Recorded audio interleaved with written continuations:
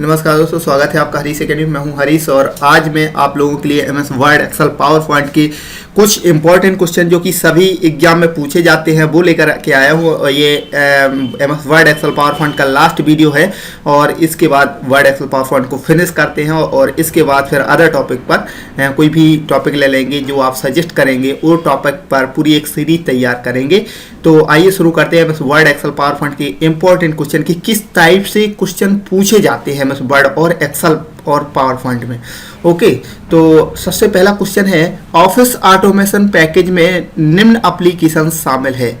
Actually क्या होता है ऑफिस ऑटोमेशन? ऑफिस ऑटोमेशन का मतलब एमएस ऑफिस से ही है, यानी एमएस ऑफिस के अंतर्गत कौन कौन सी एप्लीकेशन शामिल हैं।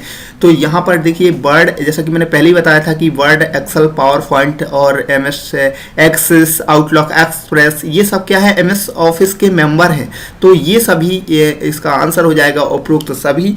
तो उपरोक्त सभी में ये इसके मेंबर माने जाते हैं। और निम्न में से वर्ड प्रोसेसिंग सॉफ्टवेयर है। तो वर्ड प्रोसेसिंग सॉफ्टवेयर का मतलब क्या होता है, आपको यहाँ पर समझने की बात है कि वर्ड का मतलब होता है कि जब कई कैरेक्टर को मिला दिया जाता है तो एक वर्ड का निर्माण होता है, और जब कई वर्ड को मिला दिया जाता है तो एक लाइन का निर्माण होता है। तो इससे संबंधित प्रोसेसिंग करता है एमएस वर्ड, जैसा कि इसके नाम से ही स्पष्ट हो जाता है। तो वर्ड में यह क्या होता है, हम किसी भी वर्ड की क्या कर सकते हैं, एडिटिंग कर सकते हैं, फॉर्मेटिंग कर सकते हैं, प्रिंट कर सकते हैं किसी भी टेक्स्ट को। तो वो सब प्रोसेसिंग का जो काम होता है वो एमएस वर्ड में होता है, इसलिए इसको बोला जाता है वर्ड प्रोसेसिंग सॉफ्टवेयर। ओके, उसी प्रकार से एमएस एक्सेल क्या है, स्प्रेडशीट प्रोग्राम है या स्प्रेडशीट सॉफ्टवेयर है। इसमें क्या किए जाते हैं, यानी मैथमेटिकल कैलकुलेशंस किए जाते हैं इसमें। और उसी प्रकार से एमएस पावर पॉइंट भी एक सॉफ्टवेयर है जो कि क्या है, प्रेजेंटेशन प्रोग्राम है। इसमें हम क्या है, प्रस्तुतिकरण तैयार करते हैं किसी भी क्षेत्र की। ओके, तो इसका आंसर हो जाएगा आपका ए। इसके बाद अगला क्वेश्चन है, एमएस वर्ड में फाइल का विस्तारक क्या होता है, यानी उसका एक्सटेंशन क्या होता है। जब हम किसी फाइल को सेव करते हैं तो उसका एक्सटेंशन .doc होता है एमएस वर्ड में। तो ओके, तो इसका सही आंसर हो जाएगा .doc। उसी प्रकार से यदि हम नोटपैड की किसी फाइल को जब सेव करते हैं तो वो .txt होता है। और डेट क्या होता है, एक डेटा फाइल की जो होती है तो वो डेट नाम से एक्सटेंशन सेव होती है। तो इसके बाद है वर्ड प्रोसेसिंग के लक्षण क्या है, यानी उसकी क्या होते हैं, उसकी प्रॉपर्टी क्या होती है। तो वो क्या होती है, उसके एडवांटेज थी, उसमें क्या कर सकते हैं हम, एडिटिंग कर सकते हैं, फॉर्मेटिंग कर सकते हैं, सेव कर सकते हैं और आउटपुट मार्जिंग भी कर सकते हैं। तो इसका आंसर हो जाएगा सभी। तो ये एमएस वर्ड के लक्षण कह लें या एडवांटेज कह लें। ओके, निम्न में से कौन सी वर्ड की क्षमता नहीं है, एमएस वर्ड में हम क्या नहीं कर सकते। तो देखिए स्पेलिंग से चेकिंग, मैंने ये पहले ही बताया था एमएस वर्ड के वीडियो में। यदि आपने एमएस वर्ड के वीडियो नहीं देखे वर्ड, एक्सेल, पावर पॉइंट के, तो यदि आप पहले वो वीडियो देखेंगे तो आपको ज़्यादा समझ में आएगा। क्योंकि क्या होता है कि यदि आप किसी भी काम को एक सीरीज, एक निश्चित तरीके से करते हैं तो वो आपके दिमाग पे ज़्यादा लंबे समय तक बैठती है। जैसे कि मैंने कहा कि मैं पानी भर के आया, इसके बाद उससे पहले मैं नदी के किनारे गया था, तो मुझे उतना ज़्यादा दिमाग में नहीं बैठता। लेकिन यदि मैं उसको एक क्रम से कहूँ कि जैसे कि मैं कहूँ, मैं सबसे पहले नदी के किनारे गया, फिर वहाँ मैंने पानी पिया, फिर पानी पीने के बाद वहाँ से पानी भरा, तो ये एक निश्चित एक स्टोरी बन जाती है। उसी प्रकार से यदि आप वर्ड को क्रम से पढ़ें, इसके बाद एक्सेल को पढ़ें, फिर पावर पॉइंट को पढ़ें, तो इसमें से आने वाले कोई भी ऐसे क्वेश्चन नहीं होंगे जो आपसे नहीं आएंगे। तो मेरा आपसे निवेदन है, रिक्वेस्ट है कि आप सबसे पहले वर्ड, एक्सेल, पावर पॉइंट के कंटिन्यू वीडियो डिस्ट्रक्टिव में देखें, इसके बाद फिर उसके ऑब्जेक्टिव करें। तो ऑब्जेक्टिव क्या होता है कि उसका रिवाइज करने का काम करता है कि ऐसी कोई चीज़ तो नहीं है जो छूट गई हो। ओके, तो इसमें ऐसी भी कई चीज़ें मिलेंगी जो हमने अभी तक शायद ना डिस्कस की हों। जैसे कि ये स्पेलिंग, निम्न में से कौन सी वर्ड की क्षमता नहीं है। तो स्पेलिंग चेक क्या है, F7 से करते हैं हम, और ये टूल मेन्यू के स्पेलिंग मेन्यू में होता है स्पेलिंग एंड चेकिंग से, तो इसका शॉर्टकट होता है F7। तो ये भी होता है प्रिंटिंग, ये आपका होता है फाइल मेन्यू में, आप किसी भी फाइल को प्रिंट कर सकते हैं, इसका शॉर्टकट होता है Ctrl+P। तो ये भी होता है लिंकिंग, यानी हाइपर लिंकिंग, आपने इंसर्ट मेन्यू में Ctrl+K के द्वारा उसका शॉर्टकट होता है, ये भी किया है। तो उपरोक्त में से कोई नहीं इसका आंसर हो जाएगा, क्योंकि ये सारी क्षमताएं हमारे एमएस वर्ड में होती हैं। उसके बाद है एमएस वर्ड ऑफिस के लिए न्यूनतम प्रोसेसर की आवश्यकता होती है। तो ये देखिए, ये एक ऐसा क्वेश्चन है जो कि हमने शायद डिस्कस नहीं किया होगा। तो ऐसे कुछ क्वेश्चन को इसमें कवर करने के लिए उसका 20 क्वेश्चन तैयार किया जाता है। तो इसका सही आंसर है आपका PC/80 यानी 80 486। तो इसका आंसर ये वाला है। ओके, इसके बाद अगला क्वेश्चन है MS वर्ड में कितने प्रकार के व्यू बटन होते हैं। तो इसका सही आंसर है आपका कि 3 प्रकार के व्यू बटन होते हैं। व्यू बटन होते क्या है, एक्चुअली मैं बताता हूं आपको कि जब हम व्यू मेनू पर जाते हैं तो वहां कितने प्रकार के पेज होते हैं वो इंडिकेट करता है यहाँ पर। ओके, इसके बाद अगला क्वेश्चन है कि फाइल विकल्प का किस टूल बार में होता है। ये फाइल विकल्प हो यानी मेनू की बात कर रहे हैं, फाइल मेनू की, तो फाइल मेनू बार में होगा। फाइल मेनू, एडिट मेनू, इंसर्ट मेनू, व्यू मेनू, फॉर्मेट मेनू, टूल मेनू, टेबल मेनू, ये सभी क्या है मेनू बार टूल बार में रहेंगे। ओके, टाइटल में क्या रहता है कि एक साइड टाइटल दिया रहता है और दूसरी साइड 3 बटनें रहती हैं, minimise, maximise, close. Title bar हो गया ये, सॉरी। और टूल बार क्या होते हैं, टूल बार किसी भी टूल बार को, जैसे कि मान लीजिए इंसर्ट पर जाते हैं जब, सॉरी व्यू पर जाते हैं और टूल बार पर जाते हैं तो किसी भी टूल बार को मतलब ओपन और क्लोज करने के लिए किया जाता है। तो ये भी अलग ऑप्शन है। तो इसमें सही आंसर है इसका मेनू बार। और स्क्रॉल बार क्या होते हैं कि जैसे हम अपने मैटर को दाएं बाएं और स्क्रॉल कर सकते हैं, तो वो क्या कहलाता है, स्क्रॉल बार। ओके, अगला ऑप्शन है हमारा डॉक्यूमेंट के प्रारंभ में जाने के लिए कौन सी की का उपयोग करते हैं। देखो क्या होता है, डॉक्यूमेंट के प्रारंभ में जाने के लिए और लाइन के प्रारंभ में जाने के लिए, ये दोनों अलग अलग बातें हैं। जैसे कि सपोज दैट आपका ये टेक्स्ट है, यहाँ पर आपको यदि मेरा कर्सर है लास्ट में, यदि मुझे लाइन के पहले जाना तो होम बटन दबा दूंगा तो मेरा लाइन के पहले पहुंच जाएगा। लेकिन यदि मेरा कर्सर यहाँ पर है और मैं कंट्रोल, मान लीजिए दूसरी 3-4 पेज खुले हुए हैं और यदि मैं कंट्रोल होम करता हूँ तो मेरा जो कर्सर है वो डॉक्यूमेंट के प्रारंभ में यानी पेज के पहले लाइन पर पहुंच जाता है। तो ये दोनों में डिफरेंस है। तो इसका सही आंसर हो जाएगा कंट्रोल के साथ होम।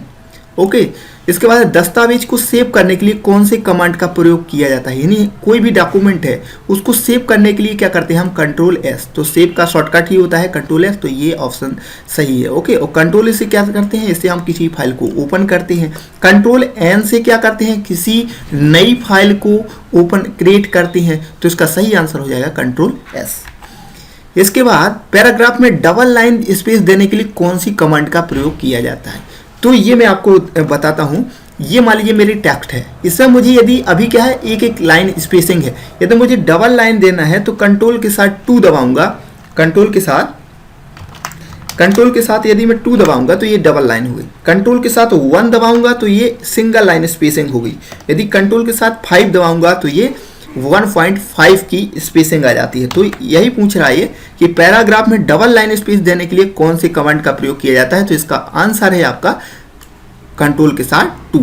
ओके, तो टेक्स्ट में अपर केस में बदलने के लिए किस कमांड का प्रयोग किया जाता है। ये भी काफी इंपॉर्टेंट क्वेश्चन है कि यदि आपका कोई भी मैटर है, जैसे कि ये मैटर है, इसको आपको पूरा का पूरा अपर केस में यानी कैपिटल लेटर में कन्वर्ट करना है तो आप इसको शिफ्ट, कंट्रोल के साथ शिफ्ट और ये दबाएंगे A। तो ये क्या हो जाएगा, पूरा का पूरा कैपिटल हो जाएगा। और ये कंट्रोल शिफ्ट A को पुनः दबाएंगे तो वो स्मॉल हो जाएगा। तो ये आपका प्रैक्टिकल के हिसाब से भी काफ़ी इंपॉर्टेंट है, तो इसको आपको ध्यान रखना है।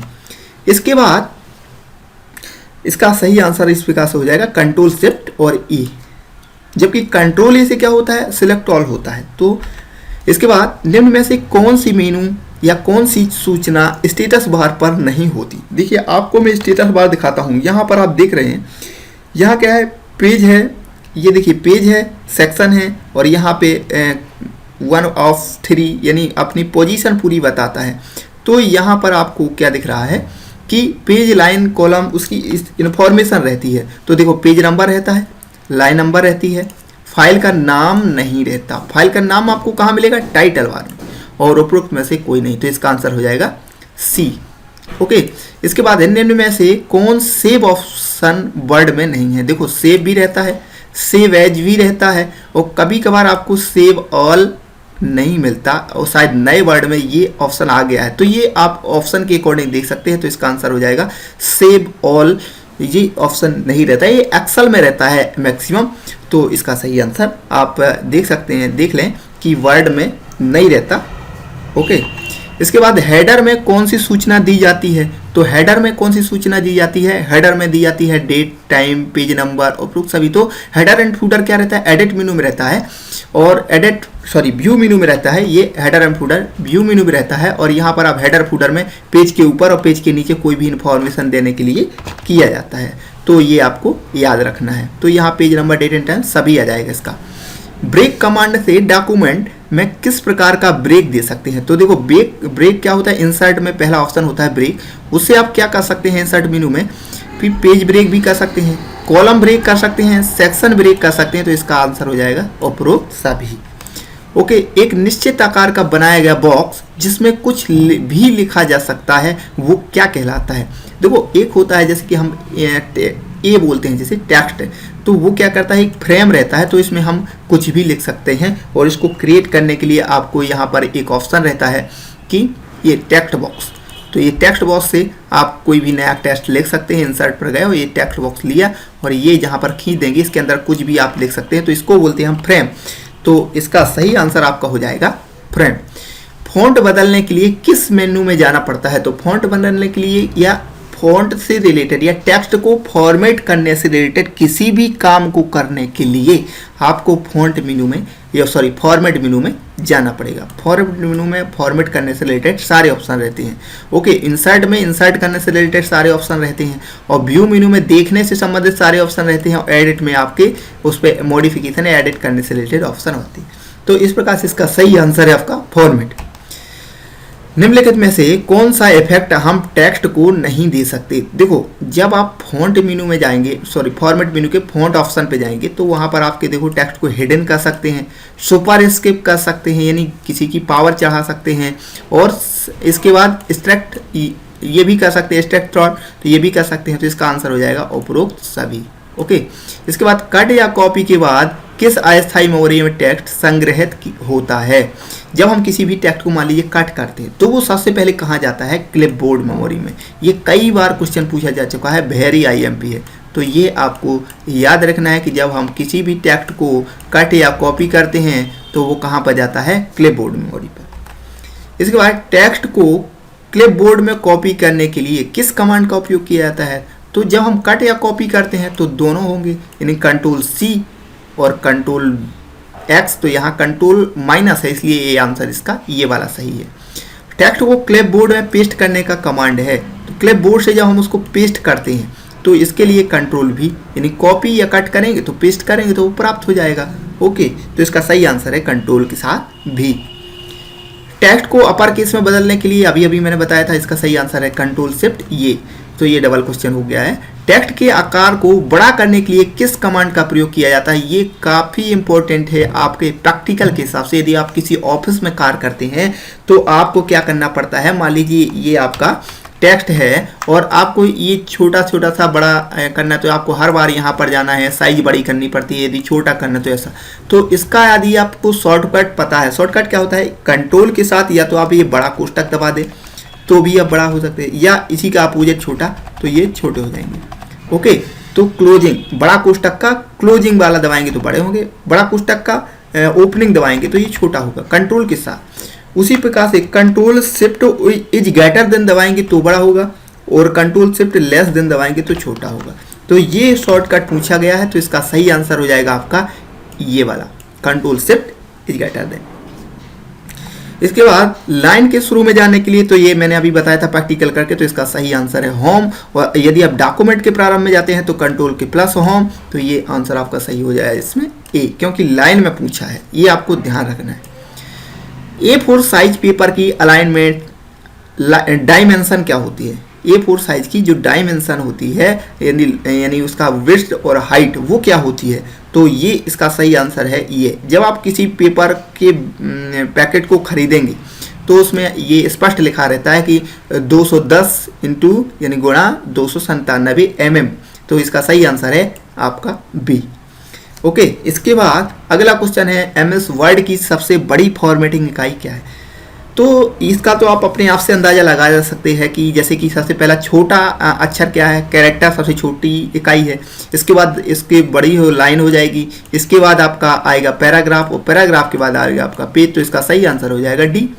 तो MS वर्ड में सिलेक्ट किए गए टेक्स्ट को बुलेट एंड नंबर देने के लिए कौन सी कमांड का उपयोग करते हैं या कौन से शॉर्टकट का उपयोग करते हैं? तो इसके लिए कुछ नहीं है, आर्टिस्ट को दबाएंगे और किसी भी मेनू में जाना है आपको, तो उसके अंदर जो अंडरलाइन है, ये मैंने बहुत अच्छी तरीके से जब MS वर्ड की वीडियो में बताया था कि किसी भी मेन्यू में जाना है तो आल्ट के साथ इसे देखिए ओ में जाना है तो नीचे ओ के नीचे अंडरलाइन है, तो आल्ट के साथ ओ दबाऊंगा तो मैं कहाँ पे पहुँचूंगा, फॉरवर्ड मेन्यू में। आल्ट के साथ ओ दबाऊंगा तो फॉरवर्ड मेन्यू में पहुँचूंगा।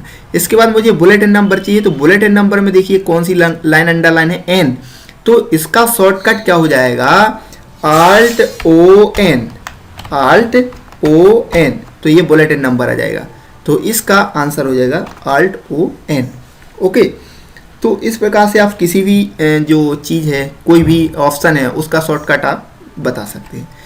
डिफ़ॉल्ट वर्कबुक का लेबल एक्सेल सीट में क्या होता है, तो वर्कबुक का पूछा है, तो वर्कबुक का डिफ़ॉल्ट लेबल क्या होता है, बुक नंबर 1, और सीट का क्या होता है, सीट 1।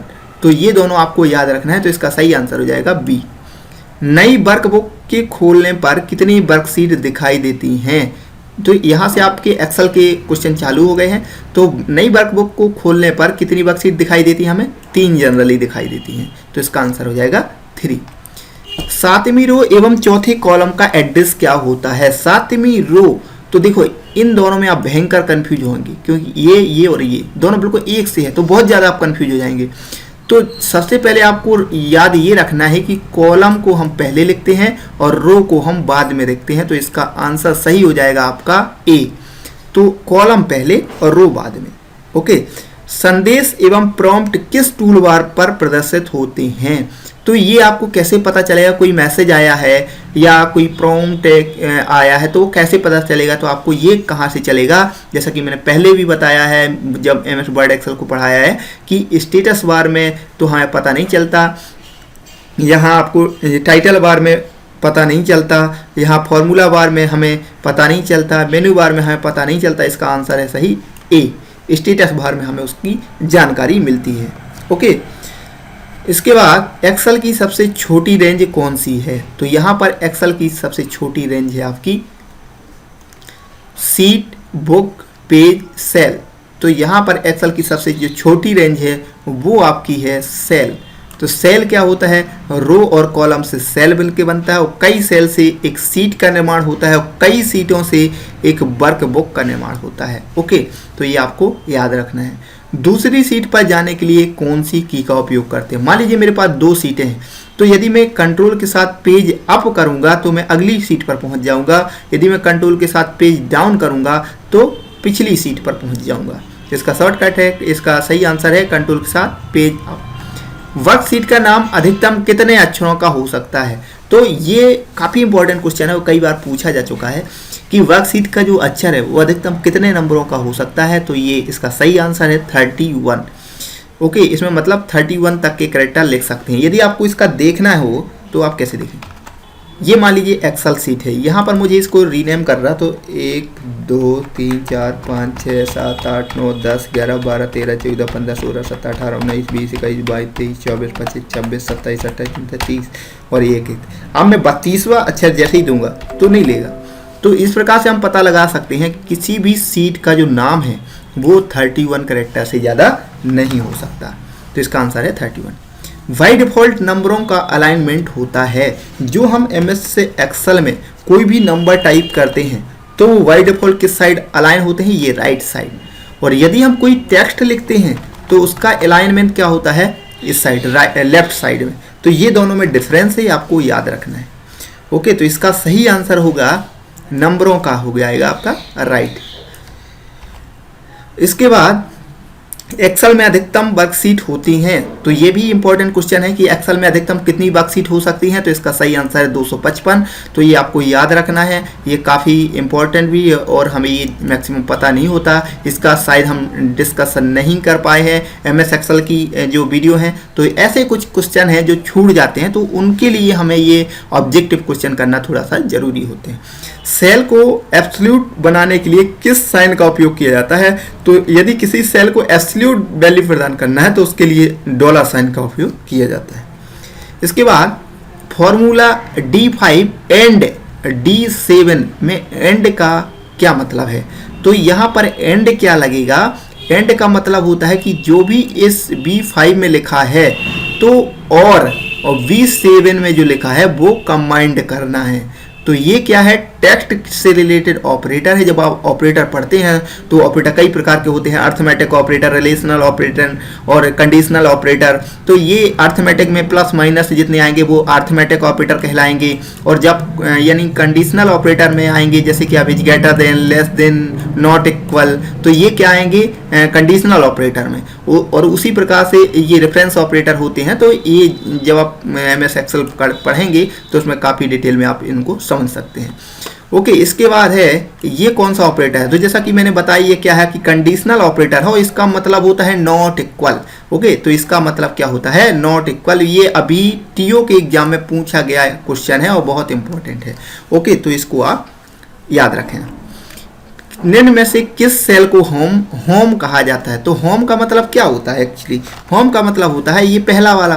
तो यदि हम पहले वाले सेल पर जाना चाहते हैं, ओके, तो पहले सेल पर जाने के लिए क्या करते हैं हम, यहाँ A और 1, तो पहले हम क्या लिखते हैं, देखो यहाँ पर जब हम यहाँ पर कर्सर करेंगे तो यहाँ लिख के भी आ रहा है A और 1, तो पहले कॉलम का नाम और फिर रो का नाम, तो होम क्या है A1, तो इसका आंसर हो जाएगा A1।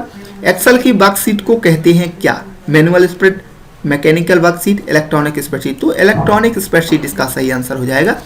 ओके, निम्न में से कौन सी एक्सेल की क्षमता है, तो एक्सेल की कौन सी क्षमता है, वर्कशीट, डाटाबेस, ग्राफिक्स, उपरोक्त सभी। तो देखो आप डाटाबेस भी तैयार कर सकते हैं, वर्कशीट तो है ही है, ग्राफिक्स यानी चार्ट वगैरह ये भी बना सकते हैं, तो इसका आंसर हो जाएगा उपरोक्त सभी। वर्कशीट में अंतिम सेल को क्या कहा जाता है, तो यहाँ पर आपको पता होना चाहिए कि एक्सेल में कॉलम होते हैं 256 और जो रो होती हैं 65,536, ये 65,536। चूंकि एक्सेल में क्या किया जाता है कि सबसे पहले कॉलम को रखा जाता है, तो कॉलम को 65,000 जो 256 है उसको रोमन में किस प्रकार से लिखा जाता है, तो इस प्रकार से लिखा जाता है, और 65,536 रो है, तो इसका सही आंसर हो जाएगा आपका A। ओके, एक्सेल में जहां पॉइंटर उपस्थित है वह सेल कहलाता है, जहां पर भी पॉइंटर उपस्थित रहता है उसे हम क्या कहते हैं, एक्टिव सेल, तो इसका सही आंसर है A। इसके बाद कॉलम तथा रो के विच्छेदन या इंटरसेक्शन से बनी आकृति को कहते हैं, यानी ये रो और कॉलम के कलेक्शन से क्या होता है, एक सेल का निर्माण होता है, ये वाला, तो एक सेल का निर्माण होता है, तो इसका सही आंसर हो जाएगा A। और जब ऐसे कई सेल मिल जाएंगे तो उसे क्या है, एक सीट का निर्माण होता है। ओके, और जब कई सीटें मिल जाएंगी तो उसे एक वर्कशीट का निर्माण होता है। ओके, एक्सेल 2000 वर्कबुक में कितनी रो है, तो एक्सेल वर्क 2000 में कितनी, या किसी भी में, तो 65,536 इसमें क्या होती हैं, रो होती हैं, और कॉलम 255 होते हैं, वो सॉरी 256 होते हैं। एक्सेल 2000 वर्कशीट में कुल कितने कॉलम होते हैं, तो कॉलम वही 256। ओके, इसके बाद एक्सेल में फॉर्मूला लिखने से पहले क्या प्रयोग किया जाता है, तो ये मैंने बहुत अच्छे तरीके से बताया था आपको कि कोई भी फॉर्मूला कैसे करते हैं, कैसे लगाते हैं, जोड़, घटाना, गुणा, भाग, ये मैंने एक्सेल में बहुत अच्छी तरीके से बताया था, तो इसका आंसर हो जाएगा आपका D। MS एक्सेल में फाइल का एक्सटेंशन क्या होता है, तो जिस प्रकार से DOC में यानी वर्ड का ये होता है, तो एक्सेलएस का होता है एक्सेलएस, एक्सेल का एक्सेलएस, तो इसका फुल फॉर्म आप देख सकते हैं, तो ये एक्सेल का एक्सटेंशन होता है, यानी जब फाइल को सेव करते हैं तो इस नाम से सेव। किसी सेल रेंज को एक स्थान से उसी वर्कशीट में दूसरे स्थान पर ले जाने में कौन सा कमांड प्रयोग किया है, मान लीजिए कोई मैटर है, यहाँ से मुझे उठा करके यहाँ रखना है, तो इसके लिए मैं क्या करूँगा, यहाँ से क्या करूँगा, कट करूँगा और यहाँ का कर दूंगा, पेस्ट कर दूंगा, तो इसका आंसर हो जाएगा कट। यदि हम कॉपी करेंगे तो यहाँ भी रहेगा और यहाँ भी रहेगा, इसलिए इसको क्या करना पड़ेगा, कट। एक्सेल कॉलम की अधिकतम चौड़ाई हो सकती है, ये भी काफ़ी इंपॉर्टेंट क्वेश्चन है, और ये हम ऐसे ही 20 में कवर कर सकते हैं, यानी जब उसको हम ऑब्जेक्टिव में कवर कर सकते हैं, तो ये इसका सही आंसर है आपका 255। तो इसका आंसर आपको याद रखना है 255। गो टू डायलॉग बॉक्स के लिए कौन सी फंक्शन की का प्रयोग किया जाता है, तो गो टू के लिए आप यहाँ पर एक्सेल में F6 दबाएंगे, सॉरी F5 दबाएंगे तो गो टू ऑप्शन आएगा, तो इसका शॉर्टकट कंट्रोल के साथ G तो होता है, यानी कंट्रोल के साथ G भी कर सकते हैं, और F5 दबाएंगे जिससे आप रिफ्रेश करते हैं जनरली, तो उससे भी गो टू का काम होता है। इसके बाद तो इसका आंसर हो जाएगा F5। संपूर्ण वर्कशीट को सिलेक्ट करने के लिए तो ये सीधी सी बात है, चाहे वर्कशीट को सिलेक्ट कर लो या फिर एमएस वर्ड में भी सिलेक्ट कर लो, तो कंट्रोल ए ही सेलेक्ट संपूर्ण चीज़ को सिलेक्ट करता है। अंतिम रो पर जाने के लिए तो ये मैंने पहले ही बताया था, अंतिम रो में जाने के कंट्रोल प्लस एंड, तो इससे आप किसी भी टेक्स्ट के किसी भी वर्कशीट के लास्ट में जा सकते हैं। एमएस एक्सेल की विशेषता क्या होती है, तो यहाँ पर है ग्राफ बनाना, एडिटिंग करना, स्वतः पुनर्गणना, तो ये उपरोक्त सभी इसका आंसर हो जाएगा। एमएस एक्सेल के संस्करण हैं, तो ये एमएस एक्सेल में 2000 का वर्जन भी आया, 3000 का, 4000 का, तो इसका आंसर हो जाएगा सही। वर्कशीट को सुरक्षित करने के लिए पासवर्ड डालने की सुविधा किस मेनू में होती है, ये मैंने अभी परसों ही बहुत अच्छे से समझाया था इसको पिछले वीडियो में कि किस में पासवर्ड डालने की जो डाला जाता है किसी भी टेक्स्ट फाइल में, तो वो किस में डालते हैं, तो वो होता है टूल मेनू में। टूल मेनू के प्रोटेक्ट ऑप्शन में रहता है। हालांकि हम डालते तो सेव एज से भी हैं, लेकिन इसका जो आंसर है वो आपका टूल मेनू है। गणित कार्य करने के लिए किस की का उपयोग किया जाता है, तो मैथमेटिकल यानी फंक्शन का पूछा है यहाँ पे कि फंक्शन किस मेनू में रहता है, तो वही मैंने जैसे बताया था, आल्ट के साथ दबाएंगे हम क्या, आई, तो आल्ट के साथ आई दबाएं तो इंसर्ट है पहुंच गए। इसके बाद हमको फंक्शन चाहिए तो एफ, तो आल्ट आई एफ, इसका आंसर क्या हो जाएगा, आल्ट आई एफ, तो ये फंक्शन आ जाएंगे, तो इसका सही आंसर है आल्ट आई और एफ। तो ओके, तो ये इसका आंसर। एमएस एक्सेल की डाटा एंट्री का प्रकार है, एमएस एक्सेल में डाटा एंट्री काय का प्रकार है, देखो वैल्यू भी इंटर कर सकते हैं और लेवल भी इंटर कर सकते हैं, फॉर्मूला भी इंटर कर सकते हैं, उपरोक्त सभी, तो इसका आंसर हो जाएगा उपरोक्त सभी।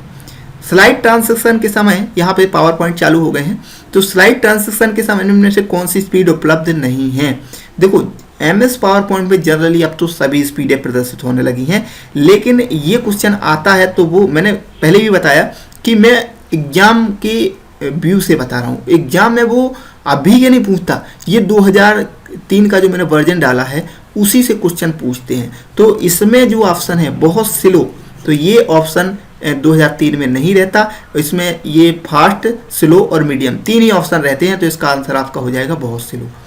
स्लाइड शो में व्यू में पिछली स्लाइड पर जाने के लिए कौन सी की का उपयोग किया जाता है, तो पिछली स्लाइड में जाने की, जैसे मुझे ये स्लाइड चल रही मेरी, मुझे पिछली में जाना है तो मैं एरो दबा दूंगा तो ये पिछली में चला जाऊंगा, अगली में जाना है तो ये दूसरा एरो आगे वाला तो ये ही चला जाऊंगा, तो इसका और इसके अलावा पेज अप करूंगा तो ऊपर की और पेज डाउन करूंगा तो नीचे की, तो इसका आंसर हो जाएगा आपका पेज अप पिछली में और अगली में पेज डाउन। ओके, इसके बाद किसी प्रस्तुतिकरण की स्लाइडों को प्रिंट को क्या कहा जाता है, जब हम किसी स्लाइड को प्रिंट करना चाहते हैं तो उसे हम कहते हैं यहाँ हैंड आउट। ओके, तो इसका आंसर कभी कभी प्रिंट, यदि हमें प्रिंट करना है तो जनरली हम प्रिंट कर लेते हैं, लेकिन हैंड आउट वाले यानी उससे जो स्पेशल नोट देते हैं वो भी हम इसमें प्रिंट कर सकते हैं। ओके, तो स्लाइड शो को समाप्त करने के लिए कौन सी की का उपयोग किया है, तो मान लीजिए स्लाइड शो चल रहा है, मुझे इसको फिनिश करना है तो या तो मैं एस्केप दबा दूं, ओके, या फिर -B दबा दूं, इससे भी हो जाता है, और कंट्रोल प्लस ब्रेक कर दूं तो इससे भी हो जाता है, तो आप इसका प्रैक्टिकल कर सकते हैं। तो ये सारे ऑप्शन उपरोक्त सभी इसके आंसर हो जाएंगे। पहले से उपस्थित प्रेजेंटेशन को खोलने के लिए किस ऑप्शन का उपयोग किया जाता है, तो कंट्रोल O से हम फाइल को ओपन करते हैं तो इसका आंसर हो जाएगा control plus O। Power point में कंट्रोल Z कमांड का क्या होता है, देखो अंडू कंट्रोल Z होता है और रीडू का कंट्रोल Y होता है, कॉपी कंट्रोल C होता है और कंट्रोल V से क्या होता है, पेस्ट होता है। ओके, पावर पॉइंट में स्पेलिंग चेक करने के लिए कौन सी की का उपयोग किया जाता है, वही पावर पॉइंट में पूछे चाहे एक्सेल में हो चाहे वर्ड में, सभी में F7 रहेगा। पावर पॉइंट में स्लाइड शो को रन करने के लिए किस कुंजी का उपयोग किया जाता है, तो स्लाइड शो को रन करने के लिए होता है F5। ओके, और ये कहाँ रहता है, स्लाइड शो के ऑप्शन में, स्लाइड शो मेनू में, और स्लाइड शो पहला ऑप्शन। इसके बाद अगला क्वेश्चन है, वर्तमान स्लाइड का नंबर, कुल स्लाइडों की संख्या आदि प्रदर्शित होते हैं कहाँ पर, तो ये फॉर्मेटिंग टूल बार, मेनू बार, स्टेटस बार, तो मैंने अभी बताया स्टेटस बार में सारी इन्फॉर्मेशन रहती है, तो इसका सही आंसर हो जाएगा C। प्रेजेंटेशन को सेव करने के लिए किस कमांड का प्रयोग किया जाता है, तो प्रेजेंटेशन को सेव करने के लिए कंट्रोल के साथ S का उपयोग किया जाता है, ये मैंने कई बार बताया। ओके, तो इसका आंसर है A। तो ओके दोस्तों, इस प्रकार से ये जो इम्पोर्टेंट क्वेश्चन थे वर्ड एक्सेल पावर पॉइंट से रिलेटेड वो फिनिश होते हैं। अब मैं कोई भी टॉपिक चाहे मैथ का, रीजनिंग का या कोई स्पेशल टॉपिक यानी MP मध्य प्रदेश, अगले वीडियो मेरे अपलोड होंगे, तो आशा करता हूँ मित्रों आपको ये वीडियो जरूर पसंद आई होगी। यदि आपको ये वीडियो पसंद आए तो प्लीज़ लाइक करें, शेयर करें, कमेंट करें। Thank you.